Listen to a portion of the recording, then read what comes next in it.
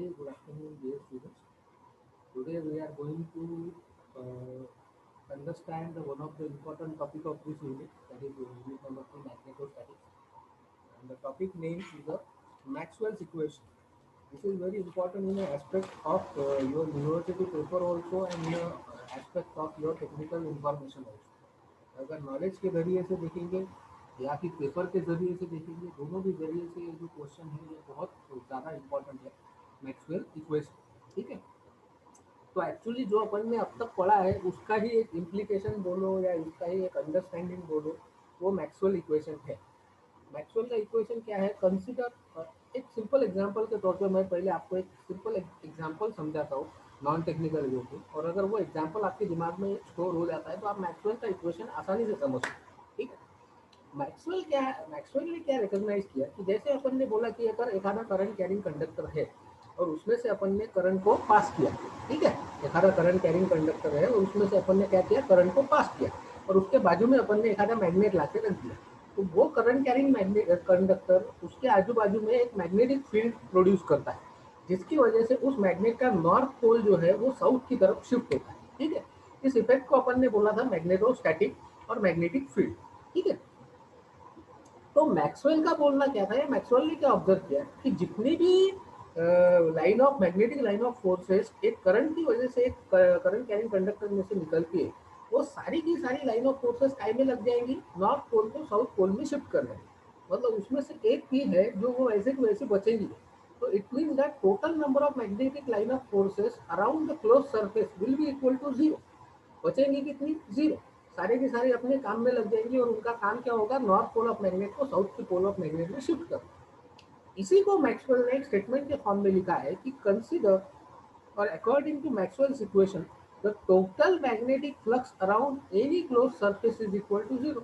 अब सारी की सारी लाइन ऑफ फोर्सेस नॉर्थ को साउथ की तरफ लेके जाने में लगी हुई है, तो उसके अराउंड में कितनी बची है, जीरो। तो that can be written as some surface integration of B bar dot D S bar is equal to zero.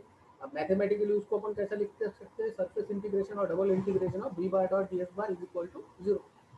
अब ये जो फॉर्म है इसको बोला जाता है मैक्सवेल्स इक्वेशन का integral form. It is a integral form of Maxwell's equation because answer is very simple, represented in the form of integration. अगर मुझे ये डेरिवेटिव के फॉर्म में लिखना हो तो मैं क्या करूंगा, इस इक्वेशन के ऊपर डाइवर्जेंस लगा दूंगा। So if we apply the divergence on above equation, right hand side को तो कुछ फर्क पड़ेगा नहीं, जीरो का डाइवर्जेंस जीरो ही आएगा, पर लेफ्ट हैंड साइड में बी बार का डाइवर्जेंस आएगा del bar dot B bar into DS का हो जाएगा डीबी, क्योंकि डाइवर्जेंस मतलब डबल इंटीग्रेशन को वो काय में कन्वर्ट करता है, ट्रिपल में। It is triple integration of del bar dot B bar is equal to DB. और ट्रिपल इंटीग्रेशन को उधर भी लेके गए तो जीरो ही रहेगा, और डीबी को उधर लेके गए तो जीरो। तो आंसर में आएगा del bar dot B bar is equal to zero, is a differential form of Maxwell equation. अगर आपको मैक्सवेल इक्वेशन पूछा तो उसका इंटीग्रल फॉर्म है surface integration of B bar dot D S bar is equal to zero, और अगर उसका differential form पूछा तो del bar dot B bar is equal to zero. ठीक है, तो ये मैक्सवेल का इक्वेशन कैसे आया आपको समझ में आया। अब अपने को ये इक्वेशन को एक एग्जांपल लेके प्रूव करना। ठीक है, तो इसको प्रूव करने के लिए मैंने एक करंट कैरिंग कंडक्टर, क्योंकि ये मैक्सवेल का इक्वेशन डिपेंड ही करंट कैरिंग कंडक्टर पर करता है, तो मैंने एक फील्ड कंसिडर की है एक्स वाई जेड कोऑर्डिनेट में, और एक करंट कैरिंग कंडक्टर कंसिडर किया है जिसमें से आई नाम का करंट जा रहा है, उसकी एक छोटी सी लेंथ कंसिडर की है डीएल बार। तो I DL bar is the value of magnetic field intensity which is going to applied on any particular point P। एक पॉइंट कंसिडर किया है P जिसके कोऑर्डिनेट मैंने माने हैं x dash y dash z dash. ठीक है, तो अगर मैं याद करता हूँ तो मेरा जो मैग्नेटिक फील्ड इंटेंसिटी का बायो सवार्ट लॉ क्या था, D H bar is equal to I 1/4 I D L bar cross R bar upon R. ये अपन ने पढ़ा हुआ है बायो सवार्ट लॉ। पर मुझे अब लाना क्या है, मेरा टारगेट क्या है, मुझे प्रूव करना है del bar dot B bar is equal to zero. तो पहले मेरे पास क्या होना चाहिए, बी बार, फिर उसके बाद ऊपर लगाऊंगा डेल बार, और फिर उन दोनों का प्रोडक्ट जीरो। तो पहले अपने पास है डी एच बार और चाहिए बी बार, तो there is a relationship between H bar and B bar. B bar is equal to mu zero into H, तो D B bar is equal to क्या हो जाएगा, mu zero into D H. तो D B is equal to mu zero into D H, और D H का value है 1/4 pi I D L bar cross R bar upon R cube. तो ये D B bar हो जाएगा mu zero upon 4 pi I D L cross R bar upon R cube. अगर मैं यहाँ डीबी पर से, अब मुझे डीबी नहीं चाहिए, मुझे चाहिए बी, तो डी निकालना पड़ेगा, मतलब लेना पड़ेगा इंटीग्रेशन।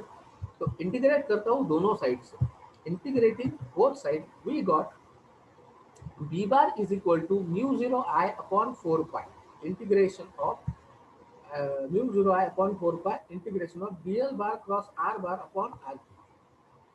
अब अगर आप हम ध्यान देंगे तो यहाँ पे अपने पास बी बार आ चुका है, अपने को क्या चाहिए, del bar dot B bar, और उसका आंसर कितना आना चाहिए, जीरो। मैं ले लेता हूँ del bar, taking divergence on both side. If I take the divergence on both sides, del bar dot b bar is equal to mu 0 I upon 4 pi del bar dot integration of dl bar cross r bar upon r cube. ठीक है, तो यहाँ पर divergence ले लिया मैंने। अब अगर आप ध्यान देंगे इस इक्वेशन के ऊपर, तो डेल बार भी एक डेरिवेटिव ऑपरेटर है और इंटीग्रेशन एक इंटीग्रेटिंग ऑपरेटर है, तो दोनों ऑपरेटर है, तो ऑपरेटर को ऑपरेटर से आप बदल सकते हो। मतलब जैसे ए बार और बी बार अगर दो ऑपरेटर है, तो आप ए बार डॉट बी बार को बी बार डॉट ए बार भी लिख सकते हैं। तो मैं क्या करता हूँ, integrator dot derivative dot integrator, differentiator dot integrator को इंटीग्रेटर डॉट डिफरेंशिएटर से रिप्लेस करता हूँ। तो ये मेरा इक्वेशन हो जाएगा म्यू जीरो आई अपॉन 4 पा वैसे तो वैसा, और इंटीग्रेटर की जगह आ जाएगा डेरिवेटर, और डिफरेंशिएटर, और डिफरेंशिएटर की जगह पे आ जाएगा integrator, DL bar cross R bar upon R cube. अब R bar upon R cube, ये इसका प्रोडक्ट अपन ने किसके साथ लिया है, डीएल बार के साथ। तो क्रॉस प्रोडक्ट का एक फॉर्मूला है मैथमेटिक्स में, del bar dot A bar cross B bar. अगर दो वेक्टर ए बार और क्रॉस बी बार का डॉट प्रोडक्ट है, उनके ऊपर आप डिफरेंशिएटर लगाते हो, तो आपका आंसर आता है पहले का क्रॉस प्रोडक्ट माइनस दूसरे का क्रॉस प्रोडक्ट, व्हेन पहला is taken cross product the multiplication of second, and second का क्रॉस प्रोडक्ट लेते हो मल्टीप्लिकेशन ऑफ फर्स्ट। मतलब जब आप पहले का क्रॉस प्रोडक्ट ले रहे हो, तो आपको फर्स्ट सेकंड से मल्टीप्लाई करना पड़ेगा। जैसे अगर आप डेल बार क्रॉस ए बार ले रहे हो तो मल्टीप्लिकेशन में बी बार, और जब आप del bar dot B bar ले रहे हो तो मल्टीप्लिकेशन में ए बार।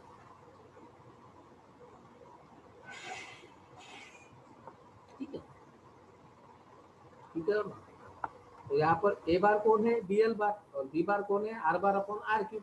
तो पहले क्या आएगा, del bar dot DL bar into R bar upon R cube, और बाद में कौन आएगा, del bar dot R bar upon R cube into DL bar. वही मैंने इसमें इक्वेशन में लिखा है, mu zero into I R upon R cube del bar cross DL bar पहला क्रॉस प्रोडक्ट, और del bar cross R bar upon R cube दूसरा cross product. तो अगर अपन इसको सॉल्व करने जाते हैं, तो पहला पार्ट है R bar upon R cube into del bar cross DL bar. तो मैं निकालता हूँ del bar cross DL bar का value. Del bar cross DL bar का मतलब क्या है, कर्ल। अब कर्ल कैसे निकालते हैं अपन, it is a X cap a Y cap a Z cap. ठीक है, पहला हमेशा कांस्टेंट रहता है वेक्टर का, यूनिट वेक्टर का लाइन।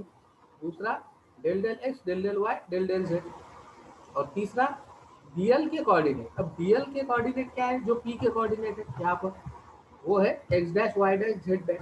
तो यहाँ पे आ जाएगा X dash Y dash Z. अगर इसको आप सॉल्व करने जाते हो, तो पहला ही रो देख लो, एक्स कैप वाला कॉलम और रो छोड़ के del del Y into Z zero, del del Z into X zero, a Y छोड़ा तो del del X into Z zero, del del Z into X zero.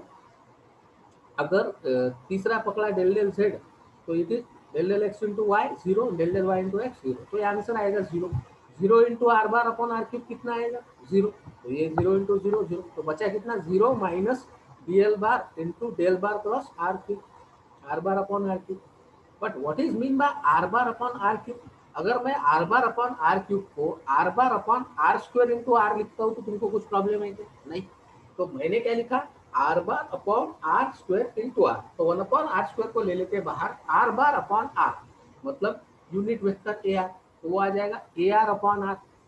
ए R upon R का अगर अपन derivative लेते हैं one upon R का, तो one upon R का derivative क्या आता है, या इंटीग्रेशन क्या आता है, वन अपॉन आर मतलब R raise to power minus one, minus one R raise to the power minus two. X square का डेरिवेटिव क्या आता है, एक्स टू एक्स वन। तो ऐसे ही, तो इट इज एक्स क्यूब का डेरिवेटिव क्या आएगा, थ्री एक्स स्क्वायर, एक से पावर कम होता है, तो ऐसे X raise to power minus one, minus one कितना आ जाएगा, माइनस टू। तो it is minus one upon R square. तो अपन इस इक्वेशन को डायरेक्टली रिप्लेस कर सकते हैं minus del bar into one upon R से। तो minus del bar upon one upon R अगर लिया, तो यहाँ पर भी डेल बार, यहाँ पर भी डेल बार, सेम का अगर क्रॉस प्रोडक्ट लेते हैं तो आंसर आता है zero. therefore del bar dot b bar is equal to ठीक है, हो गया। अब इसमें से सबसे इम्पोर्टेंट स्टेप क्या था, ये वाला। यहाँ पे अपन ने लिया था del bar cross R bar upon R cube. अब R bar upon R cube में से तुमको ये तो समझा कि आर स्क्वायर इंटू आर अगर लिखा तो it is one upon R square, यार क्या पाएगा, लेकिन minus del bar dot one upon R का वैल्यू कितना आता है, A R by R square. ये तुमको कैसे समझेगा, इसका डेरिवेटिव लेके देखो। वन अपॉन आर का डेरिवेटिव आता है, अगर वन अपॉन एक्स का विथ रिस्पेक्ट टू एक्स लेने गए तो x raise to the power ऊपर जाने के बाद वन का माइनस वन, माइनस वन का डेरिवेटिव कितना आता है, minus one X raise to the power minus one मतलब minus two, that is minus X square, that is one upon X square. आया समझ में, ये होता तुम्हारा मैक्सवेल का इक्वेशन। ठीक है, इसको अच्छे से याद रखो। अगला टॉपिक है मैग्नेटिक पोटेंशियल और मैग्नेटिक वोल्टेज। अब तुमको पता है कि when you are passing the value of current through the current carrying conductor, the forces are going to apply on the current carrying conductor, which will pull the north pole of magnet towards the south pole. So whatever the amount of value by which this pole is going to be pulled by north towards the south is called as a magnetic potential. And in general, there are two types of magnetic potential. One is a scalar magnetic potential and another one is a vector magnetic potential. The scalar magnetic potential is defined as the amount of magnetic potential applied to bring the north pole of magnet and their original pole. क्योंकि current pass करने की वजह से north pole of magnet में से जो magnetic field लगी थी वो साउथ की तरफ गया था, तो जितना भी वोल्टेज उसको लगेगा उसके ओरिजिनल पोजीशन पर लाने के लिए उसको बोलते हैं scalar magnetic potential. It is analogous to our scalar voltage in electric field. तो इसीलिए एच बार को अपन लिख सकते हैं minus del bar dot V M. Minus क्यों, क्योंकि अपन उसको रिवर्स डायरेक्शन में वापस ला रहे हैं, del bar dot V M. V M मतलब मैग्नेटिक वोल्टेज। पर अपने को पता है एच बार का डिफरेंशियल फॉर्म क्या है, एम्पियर्स लॉ के हिसाब से del bar cross H bar is equal to J bar. तो अगर एच बार की जगह पर मैंने माइनस डेल बार डाला तो यहाँ पर क्या आ जाएगा, del bar dot V M डाला तो क्या आ जाएगा, del bar cross minus del bar dot V M. तो del bar cross del bar, answer कितना आ जाएगा, जीरो, क्योंकि सेम है। तो जे बार कितना आ जाएगा, जीरो। तो स्केलर मैग्नेटिक पोटेंशियल के अंदर में करंट डेंसिटी कितनी रहती है, जीरो हमेशा। ये याद रखने वाला पार्ट, ठीक है। दूसरा पार्ट है vector magnetic potential. Vector magnetic potential मतलब अपने को मालूम है कि ये मैग्नेटिक पोटेंशियल अप्लाई क्यों हुआ, क्योंकि करंट पास हुआ। करंट मतलब उसको एक डायरेक्शन है, तो ये वेक्टर है, डायरेक्शन मतलब वेक्टर। तो अगर अपन किसी मैग्नेटिक पोटेंशियल को वेक्टर मैग्नेटिक पोटेंशियल के फॉर्म में रिप्रेजेंट करते हैं तो उसको रिप्रेजेंट करना पड़ता है कर्ल ऑफ अदर वेक्टर। मतलब आपके पास अगर दो वेक्टर है ए बार और बी बार, उनका अगर मैग्नेटिक पोटेंशियल जीरो आता है या उनके ऊपर अगर डाइवर्जेंस जीरो आता है, मतलब उनका डॉट प्रोडक्ट जीरो आ रहा है, तो उसका मतलब उनका कौन सा प्रोडक्ट एग्जिस्ट करेगा, क्रॉस। तो अगर आप बी बार निकालना चाहते हो तो आपको लेना पड़ेगा डेल बार क्रॉस ए बार, क्योंकि डेल बार डॉट ए बार को क्या आएगा, जीरो, तो क्रॉस लेना पड़ेगा जीरो। तो यही आपका वेक्टर मैग्नेटिक पोटेंशियल का क्या है, फॉर्मूला है, del bar cross A bar is equal to B. अब ये एक्सप्रेशन अपने लिए बहुत काम में है अगला अगला एक्सप्रेशन प्रूव करने के लिए, ठीक है।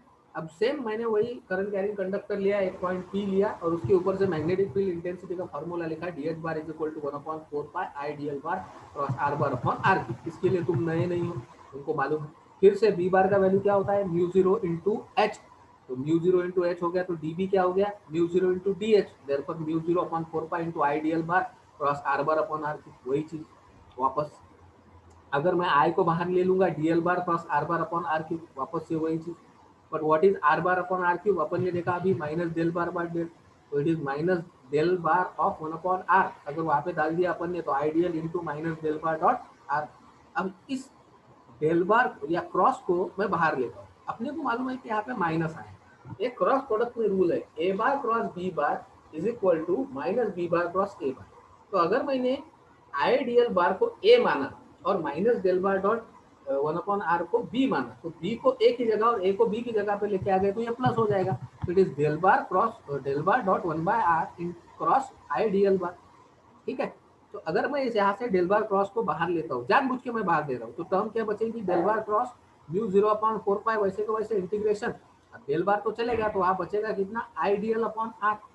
इसको मैं कंपेयर कर सकता हूँ अपने वेक्टर मैग्नेटिक के फॉर्मूले के साथ, that is B bar is equal to del bar cross A bar.